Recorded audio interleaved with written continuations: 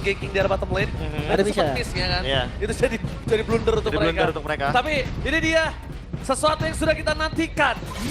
The respect band dari kedua belah tim. Oh, Grunting Face, no Bunny, no Harit, no Joy.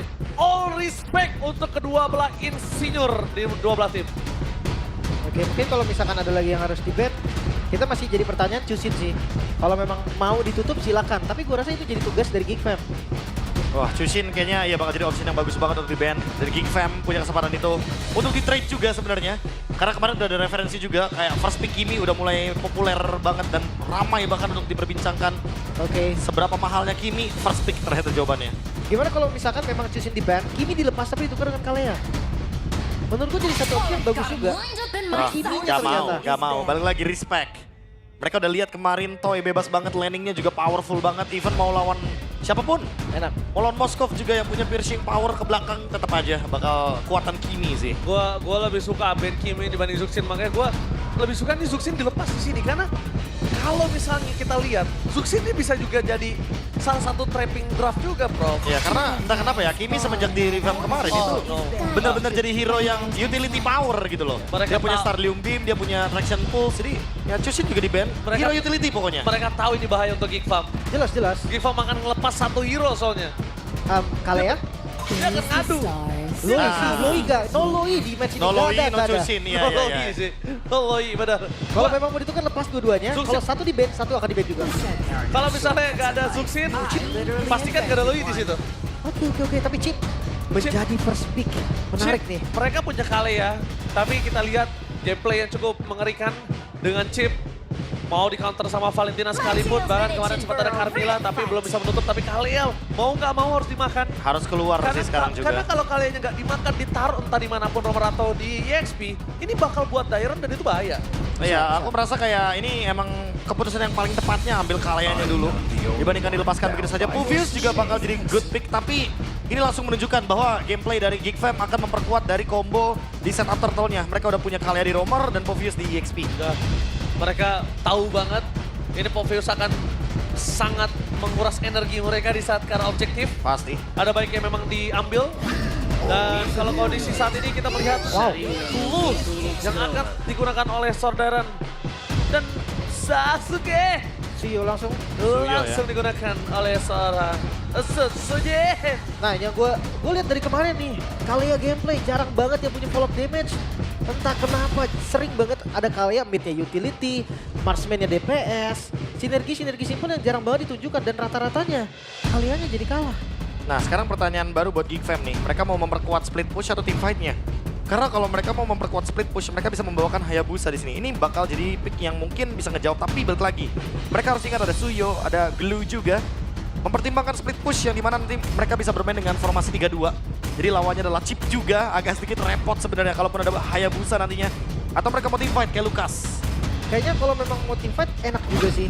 Pick off-nya juga dapat. Tapi ternyata Wah. mid laner-nya dulu. Tapi dia buat team fight udah nunjukin. Dan jawaban buat Glue. Jawaban buat Glue. Benar, sekaligus. Karena sekarang sebenarnya kita tahu, spread-spreadnya itu anak-anaknya ke depan. Yap. Dan kalau di depan Faramis disemprot pakai Ghost Bustler itu malah semakin jauh ke Glue utamanya, Benar. damage-nya semakin tinggi. Dan ditambah lagi itu sering. Sering.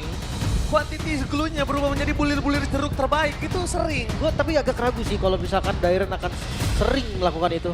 Kayak dia bisa mainin dengan stacknya dulu yang benar-benar ketika dia spread itu dia naik. Dan emang harus seperti itu. Iya kan? Kalau Ya, main Glue emang harus seperti itu di depan Faramis. karena kalau enggak itu damage bakal Pasti. bukan ke dia doang masalahnya, ke Pasti teman-teman bakal. yang ada di sekitar situ. Yes, pasti bakal meledak ke tubuh asli Glue-nya ya. Itu dia. Dan- Oke, tapi kita akan bahas di fase band yang kedua. Biasanya kita lihat RRQ, tanknya atau roamernya itu ada di second base.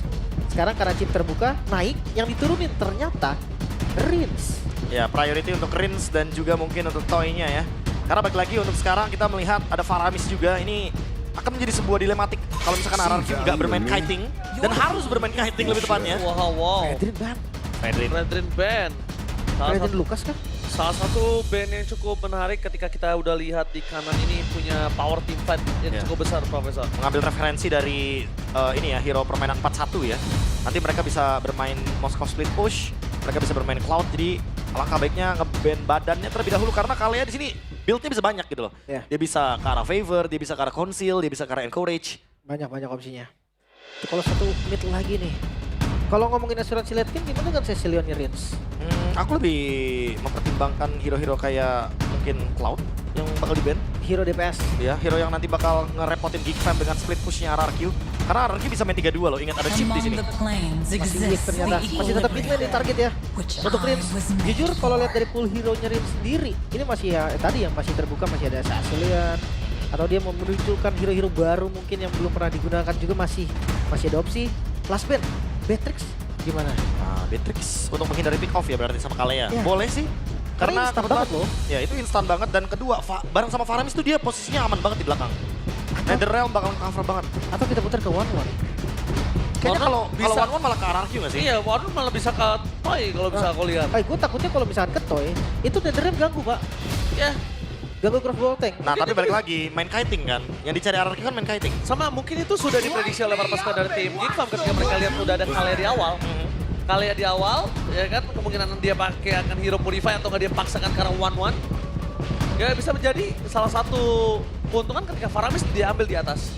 X-Borg di ban ya. Ini mungkin menjadi salah satu traumatik yang menarik ya. Karena RRQ kalah sama Onyx juga waktu itu menggunakan X-Borg. Dan kita tahu sendiri X-Borg jungle ini kan ada tambahan lagi nih untuk Viraga armornya. Di buff lagi. Lebih susah pecah ya. Makin susah pecah. Dan kalau misalkan kita build item penambah darah, semakin tebal juga Viraga armornya. Betul sekali ya. Tapi terbuka nih kayak yang tadi kita bahas. Hayabusa open, Beatrix juga open. Sebenarnya dari Geek Fam punya banyak opsi. Kalau misalkan mau team fight turtle pun, mereka masih ada Naruto. Ya bahkan kalau Masih misalkan lepas. mereka mau bawa Moskov di sini masih sangat-sangat memungkinkan. Balik lagi. Mereka masih punya banyak banget opsinya dan itu dia Cloud yang diambil. Wah. Mereka nggak mau kasih Cloudnya ke Toy. Bahaya, Blazing Duet bisa menghancurkan Netherrealm. Ditambah lagi dengan Purify, itu mengamankan dirinya dari Kalea. Iya. Jadi udah satu paket. Oke, opsi bagusnya sebenarnya masih di Bruno berarti ya. Di Bruno tapi Granger ternyata. Oh, ini lebih bermain dengan jarak ya berarti ya. Oke, Granger lumayan sih memang. Lihat sonatannya lumayan jauh tapi Rins. Akan ke arah mana nih? High ground defense kah? Novaria? Novaria Granger. Enggak, Valen. Mau diadu ya. Netherrealm versus Netherrealm. Adil juga berarti dari Geek Fam karena mereka hanya menghindari hero-hero yang memiliki area of evac. Iya. Tapi ingat, selain ada Netherrealm, kondisi dari Geek Fam nggak bisa nge-keep up atau catch up terhadap permainan dari sosok Chip. Split push power akan sangat rendah kali ini. Dan ketika dia bawa 2 split pusher, ini akan menjadi sebuah masalah, Profesor. Wah, tapi scaling banget ya Link Cloud. Wow. Ini Ini nekat sih. tinggal dibaloinya. Gimana cara dia ngebawa ritme tempo ini? Dia berhasil nge-stretch game ini karena minta atau enggak? Ya, buka ruang ya. Ya kalau dia nggak bisa nge-stretch game ini, dia udah dilipet sama RRQ Tapi gue dengan rasa cepat. agak tetap susah sih ngelihat match up-nya Chip dan juga Valen gitu kan. Kalau misalkan Nova tadi mungkin ya gue bisa percaya dengan itu.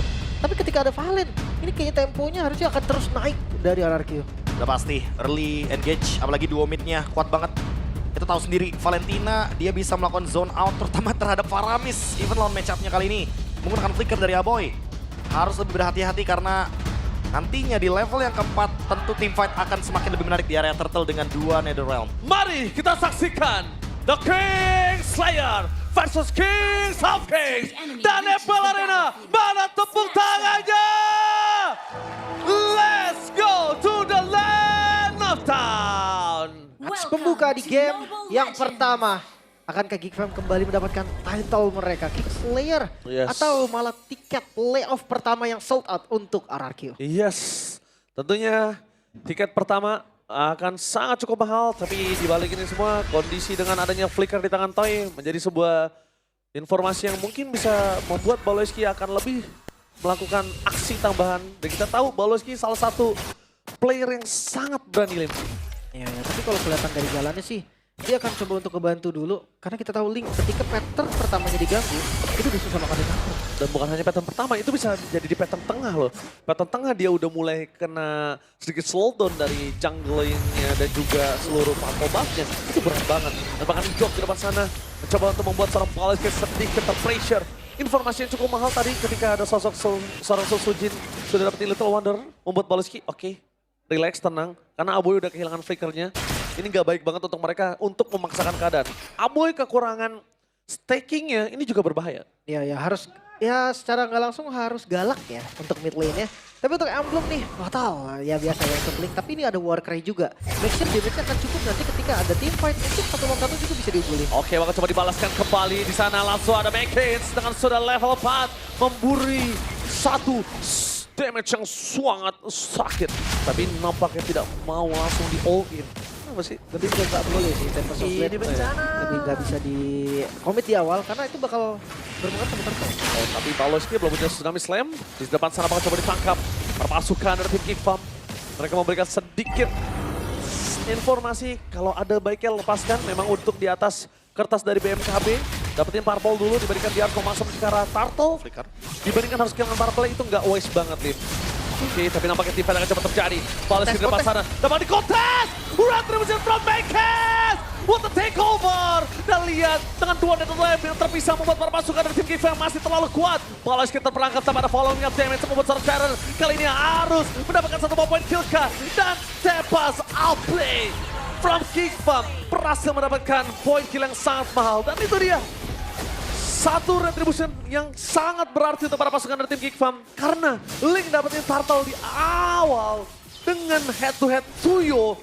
Itu sangat sulit bahkan tidak ada di dalam kertas kita. Itu dia dipegangin tadi kayaknya B ya. Nggak Iya. bisa retreat Sujinnya. Dan ada perbedaan level juga ya, walaupun ada Soul Save Retribution.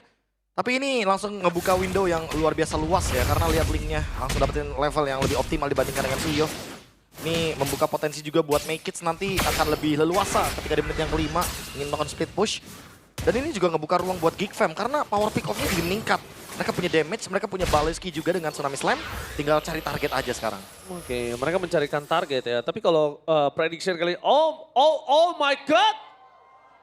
Oh, Caster RRQ, English Caster, what happened Mirko? Oke, ini agak cukup jarang, kita cukup kompak kali ini. Dan bisa dibilang dengan era Kingslayer yang sedang bangkit di posisi kedua, bisa dibilang Geek Farm harusnya punya satu suara minimal dari para caster, tapi RRQ atas kemenangan di laga yang sangat berat kemarin membawa mereka mendapatkan 6 voting dari 6 caster yang semuanya menuju ke RRQ. Tapi langsung ada Tsunami Slam di pasar depan sana, tidak ada jalan untuk pulang untuk Darren K, tapi nampaknya terlalu keras dengan damage dari turret. Sekalipun belum bisa menutup jalan para pasukan dari tim Geek Farm. Tapi yang cukup berbahaya kali ini dengan adanya Turtle di arah top lane. Ini menandakan satu buah perperangan di arah Golden yang berbahaya, Lin. Ini yang sempat tadi gue bahas tadi kan follow up damage. Itu yang susah banget. Kelihatan tadi kan Tsunami Slam. Siapa yang follow untuk sekarang B? Iya, kayak masih belum ada kan, karena balik lagi 2 hero scaling. Ada Cloud, ada Link. Itu waktu yang butuh lama untuk bisa di follow up tentunya. Oke, tapi kali ini kalau mereka kembali lagi harus kehilangan Turtle yang kedua, Kadera ini akan lebih strong di laningnya. Lihat, udah dibantu sama sosok seorang Idok aja. Kadera masih terlalu kuat di depan sana. Dan sedangkan para pasukan dari tim Geek Farm, mereka memang tidak bisa dibilang untung dengan cukup banyak. Tapi 300 gold itu enough sekali dalam Tsunami Slam dikeluarkan menuju ke arah seorang Toy. Lord of Flicker dikeluarkan bahkan. Lakukan tarik begitu saja, Toy harus hilang. Dengan Tempest of Blade bersama dengan adanya 2 Nether Ramer bisa, tapi Apoy masih terlalu kuat di depan sana. Berhasil mendapatkan 1 point kill dan tukar dengan Apoy. Dengan stack yang dia miliki sudah kembali lagi ke lane of down. Ini menjadi sebuah keuntungan. Tapi satu hal yang kita bisa lihat, Toy-nya tumbang dengan Flicker ini berbahaya. Ya, dan nggak ada Tempest of Blade sekarang. Turtle kembali di setup. Lihat dari Sujin harusnya dia bisa contest karena Harus. Lucian udah dibuka. Harusnya. Ya, nggak boleh dilepas sih lebih tepatnya. Karena kalau dilepas, Geek Fam akan langsung snowball lebih jauh lagi. Dan ini akan ngebuka ruang teamfight yang lebih bebas lagi buat Cadera. Lihat dari tadi dia nggak stop untuk farming. Takeover. Ini yang gue bilang dengan ada Turtle, bro. Kaderanya udah di-ganking aja, dia masih damai. Dan ada Wah, ini dia. lihat, meledak. Dan Jane langsung mengamankan 1 buah retribution. Setidaknya 1 korban jiwa, tidak terlalu merugi. Membuat perpasukan dari tim Geek Farm kali ini bertukar dengan Turtle. Dairon, kematiannya tidak sia-sia. Tapi tadi ngelihat pattern dari Link juga ketika Turtle-nya lagi di setup, Purple-nya spawn. Makanya bukan pilihan yang mudah kan, dia pilih setup. Menuju ke console gaming. Tapi ternyata setup yang dilakukan oleh tim Geek Farm udah terlalu kuat dengan 4 orang di arah top lane. Goldnya masih di Geek sih ini, Be. Ya udah pasti sih. Make It juga bisa bermain dengan split push. Dan akan lebih berhati-hati karena 1v1-nya lawan Suyo. Dia masih punya Tempest of Blade untuk mundur. Sementara kalau kita lihat dari bagian chipnya nih, ini yang paling penting karena hati-hati bakal ada yang namanya Y-Walk juga. Bisa jadi nanti gankingnya dari bawah. Oh, surprise dari Idol di arah top lane.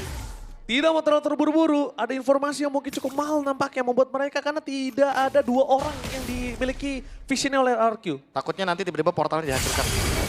Ya, ya. 4-1 emang bahaya banget sih ngelihat dari Link yang punya power lebih kan untuk itu. Sekarang dia nggak perlu capek-capek pakai Finpush. Dia bisa langsung Idol bakal coba dimakan Kapsul ke volley defensif dan langsung ada Tsunami Slam. Mencoba volume up damage dari depan sana para pasukan dari tim King Farm. Mereka mencoba mendapatkan satu momen ke atas Toy dan ternyata hilang. 1 point kill atas Make It menyalakan Sky Pisser yang dimiliki dari Toy. Pertukarannya tidak cukup adil. Meanwhile dari bottom lane dengan cutting minion yang dimiliki dari sosok seorang Sojin. Itu udah cukup mahal memberikan ruang dan waktu untuk para pasukan dari tim RRQ King Farm. Mereka boleh memaksa tim fight, tapi lihat dari top lane, Kadera gak ada jalan untuk revive dan flicker yang dimiliki, dibalaskan dan Apoy! Apoy gak boleh dipaksakan, gak ada Netherlands, tapi Sun Sojin masih berhasil didapatkan oleh seorang Cops. Pertukaran yang cukup mahal, tiba-tiba di arah top lane sana Kadera berhasil dimakan, tapi 1 point kill atas Sun Sojin merubah skalanya ketika objektif muncul. Wah, berarti tadi ada yang di bagian mid lane bener-bener terekspos ya posisinya. Karena tiba-tiba Aboy masuk dalam portal loh. Iya. Shortcutnya deket ya. Deket banget. Ada yang tengah juga dan ini dampaknya sampai ke turtle loh. Mungkin akan dilepas karena Sojin belum Udah pasti ini turtle-nya bakal langsung di-secure sama Geek Fam. Gold Lead akan swing ke red side. Geek Fam akan semakin lebih mudah untuk mendapatkan power spike mereka. Karena ingat, Link, Cloud, dua-duanya scaling. Sementara ini early-nya baik-baik aja. Wah, ini late game-nya akan semakin mudah untuk dijangkau. Berarti ini yang kita sempat bicarakan gimana caranya Baloy melakukan scratch. Gimana Baloy nge-relay seluruh waktu untuk bisa main di mid game. Dan berhasil. Walaupun tanpa point kill dari Baloy dengan instan, tapi mereka berhasil dengan team fight, Lim. Ya kalau misalkan late game sih, polamnya apa? Ada damage pasti. Ada. Karena kalau udah late game, Trinity dari Cloud aja itu udah kayak burst damage kan. Udah. Rasa basic attack-nya kan. Iya. Makanya lihat Blade Armor loh, first item dari Dairon.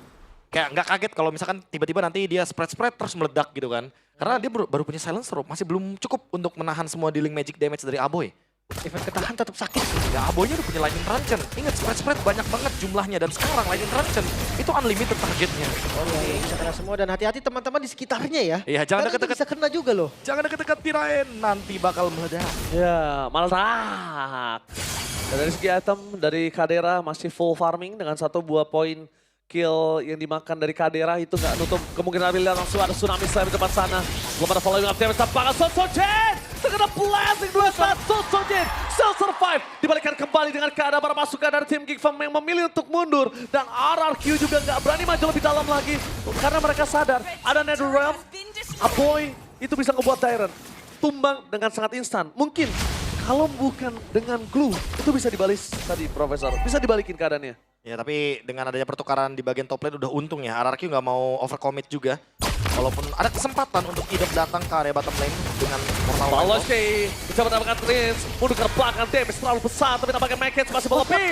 Gak ada yang lihat, dengan Tempest Soul di depan sana, flicker for defensive dan langsung ada 1 Netherrealm penyelamatan dari serang Apoy. Membuat para pasukan Idol, surprise attack! Menuju ke blazing road from Kadera. Berhasil mendapatkan 1 point kill. Meanwhile di depan sana para pasukan dari tim King Farm mereka walaupun tidak ada Tempest Soul berhasil mendapatkan 2. Ini berbanding terbalik dengan apa yang diinginkan oleh RRQ. Dan momen yang begitu tepat karena Lord langsung saja spawn dan lihat langsung dieksekusi tanpa ragu. Jadi 2 kali loh objektif.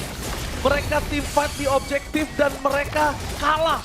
Portalnya udah bagus tapi sayangnya tidak ada Netherrealm. Itu aja. Rins tumbang duluan. Sehingga tidak ada team fight yang begitu adil. Karena Geek Fam udah buang Netherrealm duluan. Iya betul. Dan mereka mendapatkan mid lane turret secara paksa. Wah ini decision dari Geek Fam sepersekian detik langsung pindah loh dari objektif kill ke objektif yang lebih penting. Bener. Central turret dan Lord. Iya, cepet banget ya tadi. Bahkan dengan Tempest of Blade yang udah keluar, mereka bisa kabur nih dari momen-momen genting tadi. Nah, sekarang dicari dulu nih Netherrealm-nya. Jangan Wajib, sampai team fight gak ada Netherrealm. Tapi yang gue suka sih, ini 1 penyelamatan dari Aboy. Itu ngerubah segalanya. Kalau tadi Aboy nggak masuk dengan adanya 1 Netherrealm, mungkin beda kasusnya Iya, Profesor. pasti, Karena pasti. mereka akan ada team fight di dalam turret. Karena kalau boleh Mid jujur, lane. itu timing Idok bagus banget. Idok udah pas banget momentumnya. Terlalu banyak source skill yang keluar. Tapi lihat Rins, di arah bottom lane akan menjadi pilihan utama. Bakal coba dipaksa mundur ke arah belakang dan bakal coba ditarik itu saja. Terlalu sakit, terlalu terburu-buru. Dan satu hal yang cukup berbahaya, tidak ada pasif turret. di arah bottom lane. Para pasukan dari tim RRQ. Kita lihat yang bisa melakukan clear cepat siapa. Gak ada high ground defender yang pasti ya. Karena masih ada holy defense di area mid lane dan Gigfam pun Oke, di depan sana Ido. Timpat kembali terjadi dengan Netherrealm di depan sana maupun para pasukan dari tim RRQ bersama Ido. Tapi nampaknya Toy free hit. Belum ada apapun yang bisa melakukan following up dan bahkan Palenski mencoba untuk bertahan. Blazing Grand from Candela. Oh my kids. Meanwhile, My Kids baru muncul ke permukaan. Bisa menghadapi siapapun. Looking for wipeout. RRQ, what a timing from Idok. Selalu bagus, tapi sorry to say, following up damage. Tidak ada yang berhasil sama sekali. Oh my god. Backend. Mereka belum pakai damage yang diberikan oleh seorang Toy. Terlalu sakit. Respect is the key. Dan Candera jangan sampai terkena Sky Pisar. Toy di belakang sana. Dapat Wind of Nature. Mencoba untuk menyelamatkan sosok dari seorang Toy. Idok, meanwhile permasukan dari tim Gigfam. Mereka udah standby. Sekalipun dengan Aboy tanpa Netherrealm. Tapi menunjukkan kualitasnya. Seorang Aboy. Batang hidungnya aja udah menakutkan dua pemain dari tim RRQ. Dapat RRQ, mereka seperti terbawa tempo yang diminta oleh Gigfam. Yes. Mereka terburu-buru, Be. Ya sekarang malah ini playgroundnya Gigfam sekarang.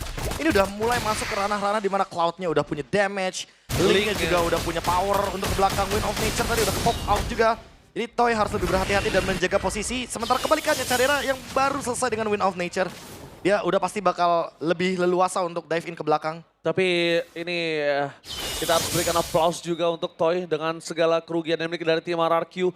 Dia masih punya farming gold yang sangat baik, Profesor. Masih punya surplus dari gold yang dia miliki, Lim. Karena Cloud-nya nggak pegang laning jauh sih, mungkin itu jawabannya ya. Iya. Kalau Cloud-nya tadi pegang laning jauh, ya linknya nggak akan sekat sekarang dan gold dari Candera juga akan lebih tinggi. Tapi yang gue pertanyakan ya, apa nggak selalu terlalu cepat sih dari shortcut-nya Idok? Mereka selalu kayak Idok datang shortcut langsung tumbang. Netherrealm-nya pun nggak bisa selamatin. Iya. Itu yang mungkin bisa kita lihat dari first damage yang diberikan oleh seorang Aboy juga menjadi sebuah problem untuk Dairen. Yang bisa dibilang Dairen ditekuk abis untuk game kali ini, Lim. Lebih kebalik lagi sih, Aboynya mau ngasih nggak nih Netherrealm-nya. Karena dari tadi Rins masih kerepotan dan itu dia Netherrealm yang dibutuhkan. Sehingga kita tinggal menunggu timing portal dari Idok. Oke, apakah langsung ada di belakang sana? Langsung ada Link, tapi di belakang sana Idok! Berhasil membuka portal tapi tidak bisa diselamatkan oleh Rin. Meanwhile make it one by one situation dengan sosok seorang Toy. Divide terjadi, berhasil mendapatkan setengah blessing duet. Dan lihat, looking for wipeout. Ini bencana! Rex Dragon count. Di game pertama benar-benar dia luluatan dan wipeout. The King Slayer berhasil mendapatkan game pertama. Crimson RRQ kembali lagi ke Land of Dawn di season yang ke-15. Siap-siap game pertama untuk Gigfam. Apakah identitas dari Gigfam mulai kembali? Apakah era dari pilar baru RRQ bisa dihentikan dan membalikan title King Slayer? Bisa dibuktikan lagi di game selanjutnya. Tapi di game pertama clean. Perfect game untuk Gigfam. Siapa